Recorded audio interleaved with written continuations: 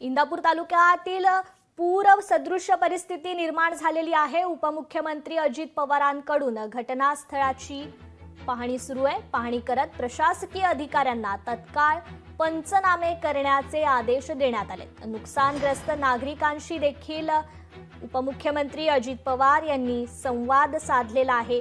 इंदापूर तालुक्यात पूर सदृश परिस्थिती निर्माण झाली आहे। पाणी जे आहे ते भरलेलं थोडं मागे तुमच्या घरामध्ये पाणी शिरलं काय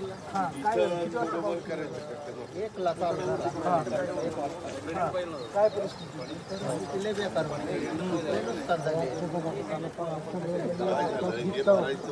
सगळं आमचं सगळं वाहून गेले काहीच राहिलेलं बाकी पोरं सगळी बारकाली पोरं। तर अजित पवारांकडून घटनास्थळाची पाहणी करण्यात येते। इंदापूर तालुक्याला पावसाने अक्षरशः झोडपून काढले। तिथे पूरसदृश्य परिस्थिती निर्माण झाली। लोकशाही मराठी ऐका, पहा, जागरूक रहा।